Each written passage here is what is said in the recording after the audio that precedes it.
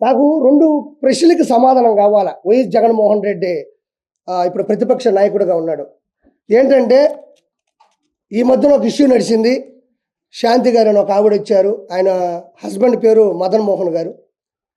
తర్వాత మన విజయసాయి రెడ్డి, రంగంలోకి వెళ్తే సుభాష్ రెడ్డి, నలుగురి మధ్యన ఒక స్టోరీ నడుస్తూ ఉంది. నేనేమంటున్నా అంటే విజయసాయి రెడ్డి DNA టెస్ట్కి వెళ్తాడా లేదా, వైఎస్ జగన్మోహన్ రెడ్డి అసెంబ్లీకి వస్తాడా రాడా? నాకు 2 క్వశ్చన్లు జగన్మోహన్ రెడ్డి ప్రభుత్వాన్ని నేను హెచ్చరిస్తున్నా. DNA టెస్ట్కి విజయసాయి రెడ్డి వెళ్తాడా లేదా, జగన్మోహన్ రెడ్డి అసెంబ్లీకి వస్తాడా రాడా? ఇప్పుడు ఒక నిమిషం అండి, మా ఇంట్లోనో లేదా పక్కింట్లోనో ఇంకో పక్కింట్లోనో లేదా ఇంకొక చోట ఏదో ఆడవాళ్ళతో ఒక సమస్య జరిగింది, ఒక వ్యక్తి వచ్చాడు, ఇలా జరిగింది, విజయసాయి రెడ్డి అనే వ్యక్తి నా భార్య నాతో అనిందండి శాంతి గారు, ఏమనిందంటే ఆయనకి పిల్లలు లేరు కావాలని ఏదో ఒక ఇష్యూ నడిచింది. అది నేను మళ్ళీ ప్రత్యేకించి చెప్పి ఆడవాళ్ళ విలువను కానీ ఆడవాళ్ళ గురించి తప్పుగా మాట్లాడటం చిత్రీకరించడం నాకు నచ్చట్లే. అది జనాలకు తెలుసు కాబట్టి నేను ఒక చిన్న ఇంప్లిమెంట్ చేసి చెప్పేశాను అంతే. ఇప్పుడు ఏమంటున్నారంటే జనాలు, ప్రజల చేత ప్రజల కొరకు ప్రజల యొక్క ఉన్నటువంటి ఈ రాజ్యాంగబద్ధంలో ఒక వ్యక్తి ఒక ఎంపీగా, మెంబర్ ఆఫ్ పార్లమెంటు, రాజ్యసభ సభ్యుడిగా ఢిల్లీలో ఉన్నాడు. ఎక్కడ? మన ఆంధ్రప్రదేశ్లో ఎన్నుకోబడినటువంటి ఒక రాజ్యసభ సభ్యుడు ఢిల్లీకి వెళ్ళినప్పుడు వాళ్ళు ప్రశ్నిస్తారు, మేము నీకు ఓట్లేసి గెలిపించాం కదా, నువ్వు మంచోడు అనుకున్నాం కదా, ఆ అమ్మాయి వచ్చి ఇప్పుడు ఒక అలిగేషన్ పెట్టింది, వాళ్ళ హస్బెండ్ వచ్చేసి ఆవిడ నాతో అనింది, కాబట్టి నువ్వు దీనికి సమాధానం చెప్తావా లేదని అడుగుతున్నారు. నేను కాదు అడిగేది, ప్రజలు అడుగుతారు. ఆంధ్రప్రదేశ్లో 175 నియోజకవర్గాలు ఉన్నాయి, 25 ఎంపీలు ఉన్నాయి, మీకు తెలియదేం కాదు. వాళ్ళందరూ కూడా ప్రజలు ఈరోజు నిలదీస్తున్నారు, నిందిస్తున్నారు. ఏమని విజయ్ ఏమంటాడంటే దానికి వచ్చిన మాట చెప్తాడు. ఏం మాట చెప్తాడంటే, ఆ అమ్మాయే చెప్పింది, ఆయన వయసు ఎంత, నా వయసు ఎంత, నీ వయసు ఎంత, నా వయసు ఎంత అనేది DNA టెస్టా?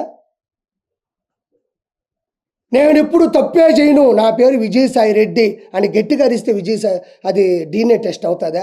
వెంకటేశ్వర సన్నిధిలో వచ్చిన ప్రమాణం చేస్తా అంటాడు, ఇది DNA టెస్ట్ అవుతుందా?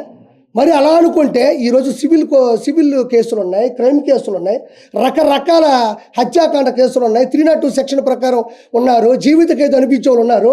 వాళ్ళందరూ కూడా ఇదే మాట చెప్తారు, మా అమ్మ మీద ఒట్టేసి చెప్తున్నాను, మా నాయన మీద ఒట్టేసి చెప్తున్నాను, మా అమ్మని అడగని నేను ఎంత మంచివాడినో, మా ఊరోళ్ళని అడగని ఎంత మంచివాడినో. ఈ మాటలు అనేటివి ప్రజా పరిపాలనలో సరిపోతాయా? ఈ మాటలు గట్టిగా అరిచినంత మాత్రానో నేను ఎలాంటి వాడినో మీకు తెలియదు అనే మాటలు తాత్కాలికం, ఏదో సరదాగా విని ఊగుట్టు వదిలేసేటి తప్ప వీటికంటూ కొన్ని టెస్టులు ఉంటాయి. DNA టెస్ట్ ఉంటుంది. ఆ DNA టెస్ట్లో ఒక ఇంటర్వ్యూకి ఇచ్చేస్తే ఒక 10-15 నిమిషాలు ఒక రోజు చూసి ఆ జీన్స్ కరెక్ట్గా ఉందా లేదా ఏంది అనేది ఒకటి చెప్పేస్తారు. ఇవన్నీ ఎందుకు? తప్పే ఉంది. ఒక ప్రభుత్వం ముందుకెళ్ళేటప్పుడు 4 అలిగేషన్స్ వస్తాయి, నలుగురు మన మీద అరుస్తూ ఉంటారు. ప్రజాస్వామ్యంలో ప్రజల చేత ఎన్నుకోబడ్డ వాళ్ళం కాబట్టి, మనం ఢిల్లీ వరకు వెళ్ళినటువంటి రాజ్యసభ సభ్యుడు కాబట్టి, ప్రజలకి నమ్మించాల్సిన అవసరం మనకు ఉంది కాబట్టి, నోరు మూసుకొని మనం ఏం చేయాలంటే DNA టెస్ట్కి అధికారికంగా ఏదో ప్రైవేటు బద్దీకరణ అవసరం లేదు, కోర్టు ద్వారానో లేకపోతే ఒక గవర్నమెంట్ అధికారంగా ఇచ్చే DNA టెస్ట్గా ప్రజల సమక్షంలో లోపలికి వస్తావో వాళ్ళు చెప్తారు. అన్నీ మీకు తెలియదా? ఈరోజు అసెంబ్లీలోకి వెళ్తే గెలిచిన ప్రతి శాసనసభ్యుడు ప్రమాణ స్వీకారం చేస్తాడు, ఇది చట్టబద్ధం. క్యాబినెట్ మినిస్టర్లు చేస్తారు చట్టబద్ధం, సీఎం చేస్తాడు చట్టబద్ధం, డిప్యూటీ సీఎం, అలానే ప్రతిదానికి ఒక చట్టం ఉంటుంది. కాబట్టి ఇవన్నీ వేస్ట్ మాటలు. అతను ఒకటే అంటున్నాడు, ఏమంటున్నాడంటే, సార్ నాకు డైవర్స్ ఇవ్వలేదు, నాకు ఇచ్చిన డైవర్స్ కరెక్ట్ కాదు, నాకు డైవర్స్ ఇవ్వలేదు, నాకు డైవర్స్ ఇచ్చేసని చెప్పి పేపర్లో నకిలీ చూపిస్తుంది. 2021-22లో పుట్టినరోజు జరిగినప్పుడు కూడా కేకు మీద మా ఇద్దరు పేర్లు రాసున్నారు. అంటే నేను విడిపోయినప్పుడు, నేను బయటకు వచ్చేసినప్పుడు నా మీద ప్రేమ ఎక్కడి నుంచి వస్తుంది అని మాస్కులు వేసుకోకుండా కేక్ కట్ చేసేటప్పుడు కూడా ఒక వీడియో వచ్చింది. అంటే ఇవన్నీ కూడా ఎవరికైనా అర్థమైపోతుంది ఇది కరెక్ట్ అని. ఎందుకంటే ఒక భర్త వచ్చేసి 2 ఆడపిల్లకాయలను పెట్టుకొని భార్యని నిలదీసి బయట పెడితే పరువు పోదా? ఇప్పుడు 2 పిల్లకాయలు ఆడపిల్లలే కదా వయసుకు వస్తున్నారు. కాబట్టి ఖచ్చితంగా విజయసాయి రెడ్డి అనే వ్యక్తి 100% ఆల్రెడీ నిందితుడు. ఆల్రెడీ కొత్తగా నిందించాల్సిన అవసరం లేదు. ఆల్రెడీ విజయసాయి రెడ్డి అనే వ్యక్తి A2గా ఉన్నాడు, అక్యూజ్డ్ 2. నేను ఒకటి అంటున్నా, ఆల్రెడీ A2 ఇతను ఆల్రెడీ పోయి చెప్పకూడదు తిన్నాడు, సెంట్రల్ జైల్లో చెప్పకూడదు తినేసి వచ్చినాడు. అలాంటి వ్యక్తి ఇది చేసుంటాడని ఎవరైనా నమ్ముతారు. కాబట్టి DNA టెస్ట్కి ఖచ్చితంగా అటెండ్ అవ్వాలి. డిఎన్ఏ టెస్ట్కి విజయసాయి రెడ్డి ఇప్పుడు కూడా పెట్టాడు ఒకటి, నాకు ఏ మహిళతోనూ అక్రమ సంబంధాలు లేవు. ఇప్పుడు పెట్టాడు, ఒకసారి చూసుకోండి. ఇందాక ట్వీట్ చేసినట్టున్నాడు పెద్ద మన ప్రభు, చూసుకోండి. తనకు ఏ పరాయి మహిళతోనూ అక్రమ సంబంధాలు లేవని విజయసాయి రెడ్డి తెలిపారు. వెంకటేశ్వర సన్నిధిలో వెంకటేశ్వర స్వామి నాశనం చేసిందే వీళ్ళు, వెంకటేశ్వర స్వామి కొండని నాశనం చేసిందే ఈ వైఎస్ఆర్సీపీ ప్రభుత్వం. మళ్ళీ వెంకటేశ్వర సన్నిధికి వెళ్తాడంట. వెంకటేశ్వర స్వామిని భయపెట్టిందే వీళ్ళు, వెంకటేశ్వర కొండని కూల్చిందే వీళ్ళు మళ్ళీ వెంకటేశ్వర సన్నిధికి వెళ్తారంట. ఎందుకంటే ఎగిస్తంటే 11 వచ్చినాయి, ఈసారి కానీ పోయినాడంటే మళ్ళీ ఎగిస్తాడు. తర్వాత వచ్చి అమ్మాయి నాకు కూతురుతో సమానం అన్నాడు. ఇవన్నీ వేస్ట్ మాటలు. నేను కూడా చెప్తా, మాటలు చెప్తే అవో, పనులు కావాలా. ఎవరో ఒక ఇంట్లో జరుగుంటే వాళ్ళు పడతారు, కోర్టుకు వెళ్తారు, ప్రపంచానికి తెలిసేది కాదు. ఈయన రాజ్యాంగబద్ధంగా ఇప్పుడు చేయాలా. ఇంకోటి, విజయసాయి రెడ్డి ఇంత పెద్ద పొరపాటు చేసి ఇంత పెద్ద అలిగేషన్ జరుగుతుంటే, వైఎస్ఆర్సీపీకి ఇంత పెద్ద డ్యామేజ్ జరుగుతుంటే జగన్మోహన్ రెడ్డి ఆడున్నాడు. జగన్మోహన్ రెడ్డి దీని గురించి ఎందుకు మాట్లాడటం లేదు? ప్రెస్ గురించి అంత రేపో గీయని మాట్లాడుతూ ఉంటే, ఏమండి అది పెద్ద తప్పు అండి, మీరు తప్పు చేశారు, ప్రెస్ వాళ్ళకి క్షమాపణ చెప్పాలని కూడా ఏ మాట అతను అనలేదు. అంటే ఆ ఉన్మాది ఇంకా మారలేదు.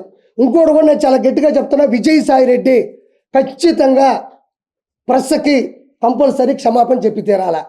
దీని మీద ప్రెస్ వాళ్ళు కానీ మీరు మీ యూనిటీ కూడా చాలా గట్టిగా ఉంటుంది. పిఆర్ వాళ్ళ సమక్షంలో కానీ మీరు చేసే పద్ధతి కానీ మీరు నిలదీస్తారు. అదే మీకే సమస్య వచ్చినప్పుడు మీరు చెబుతూ కొట్టినంత సమాధానం ఇవ్వకపోతే ఇది ప్రతి ఒక్కరికి ప్రెస్ అనేది చులకనయ్యే అవకాశం 100% ఉంది. నేను దయచేసి ప్రెస్ సమక్షంలో ప్రెస్ ముందు మాట్లాడుతున్నా, దయచేసి విజయసాయి రెడ్డి అనే ఒక దొంగ, ఒక అవినీతిపరుడు, ఒక అక్రమార్కుడు ఆంధ్ర రాష్ట్రాన్ని సమూలంగా నాశనం చేయడంలో కంకణం కట్టుకున్న విజయసాయి రెడ్డి, లక్షల కోట్లు అడ్డగోలుగా సంపాదించిన విజయసాయి రెడ్డి ప్రెస్కి 100% ఎక్కడ ఒక పార్టీ ప్రెస్ కాదు, ఓవరాల్గా చూస్తే ప్రెస్ ఇది. ఈ మీ మనోభావాలు చాలా వరకు దెబ్బతిన్నాయి కూడా. దయచేసి అతని దగ్గర క్షమాపణ చెప్పించేంత వరకు మీరు గట్టిగా ఉండాలని మనస్ఫూర్తిగా నేను మీ తరపున కోరుకుంటున్నా. ఆ తర్వాత YS Jaganmohan Reddy A1 A2 అయిపోయింది. A1 ఈరోజు వినుకొండ అనే ఒక ఊర్లో ఒక రషీద్ అనే అబ్బాయిని, జిలా అనే అబ్బాయి నడి రోడ్డు మీద చంపేసిన తర్వాత వెంటనే మన గురువు గారు మంచి కాన్వా వేసుకొని జబర్దస్త్గా గబగబా వచ్చాడు. ఆడికి వెళ్ళినాడు, లోపలికి వెళ్ళినాడు. జగన్మోహన్ రెడ్డి వచ్చాడు, దిగాడు, లోపలికి వెళ్ళాడు, బయటకు వచ్చి ప్రెస్ పెట్టాడు. ఏడవరకే మనం మాట్లాడదాం, కథ అంతా తేలిపోద్ది.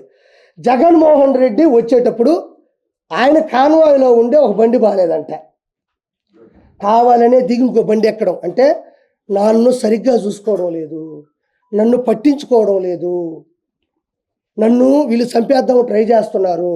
అదే బండి చంద్రబాబు నాయుడు గారు 2014 నుంచి 2019 ఉన్న, 19 నుంచి 24 ఉన్న, ప్రతిపక్ష హోదాలో ఉన్న అందరూ వాడినట్టు బుల్లెట్ ప్రూఫ్ కారే అది. మనం గెలవాలా.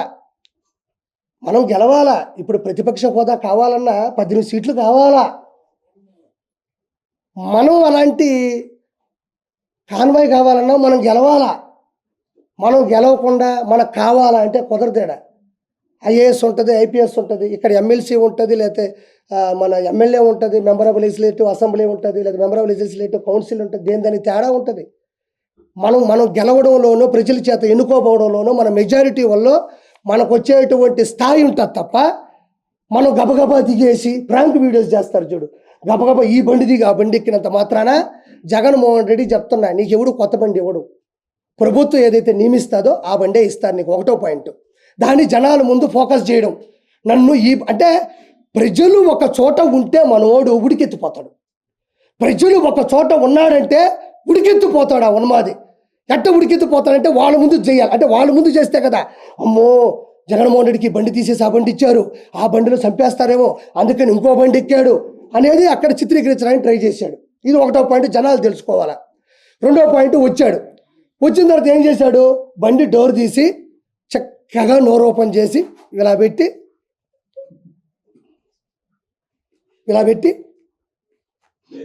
అన్నాడు. నిజంగా అన్నాడా లేదా? అన్నాడు, 100% అన్నాడు. ఒరే మనం ఏం మనుషులవి, మనం ఏడుండాము, ఒక మనిషి అక్కడ రక్తపాతంలో తలకాయ తెగిపడిపోయి 2 చేతులు తెగిపోయి ఆడ పడిపోయి చచ్చిపోయి వాళ్ళు ముస్లింలు మైనారిటీ అక్కడ పడుకొని ఏడుస్తూ ఉంటే మనోడు బండి దిగడం ఒక సినిమా. 4 పార్ట్లు చెప్తున్నా ఈ సినిమాలో నేను. మొదటి పార్ట్ బండి దిగే ఒక పార్ట్, రెండో పార్ట్ డోర్ ఇట తీసి ఇట్ట పెట్టి చేతులు ఇట్ట పెడతాడు, మళ్ళీ ఈ 2 ఇట్ట గొవ్వగా ఇట్ట పెట్టి ఇట్ట పెడతాడు. ఆడ మనిషి చచ్చిపోయి ఉన్నాడు. ఎవరన్నా అడ్డొచ్చినప్పుడు నువ్వు ప్రజాస్వామ్యంలో ఒకసారి సీఎం అయినోడు, చీఫ్ మినిస్టర్ ఆఫ్ ఆంధ్రప్రదేశ్ అయినోడివి, 5 సంవత్సరాలు పరిపాలించినోడివి, అక్కడ అంత పెద్ద విపత్తు జరిగినప్పుడు వాళ్ళ అమ్మ నాయన అక్కడ కూర్చొని ఏడుస్తుంటే నిజంగా నువ్వు మనిషి అయి ఉంటే, నిజంగా జగన్మోహన్ రెడ్డి నిజంగా మనిషి అయి ఉంటే ఫస్ట్ నువ్వే కదా డోర్ తీసింది. నీకు కూడా పోలీస్ సెక్యూరిటీ ఉంటుంది కదా. నీ బండి మీద అడ్డంగా ఎవడిచ్చి పడిపోతాడు? నువ్వు కావాలనే డోర్ తీయడం, కావాలనే బండి తీయడం, దాని మీద జనాలు పెట్టడం, నా రేంజ్ ఇది కాదు అని చెప్పడం. ఇది ఎప్పుడు చెప్పాలబ్బా? ఏదైనా క్యాంపెయిన్ జరిగేటప్పుడు, ఎలక్షన్స్ ముందు రోజో లేకపోతే ఒక శుభకార్యానికి వెళ్ళే జగన్కి క్రేజ్ ఏమాత్రం తగ్గలేదు. వినుకొండలో విపత్తు, జగన్ హాజరు, ఇది 9వ 10వ ఈ తమ్నైలు.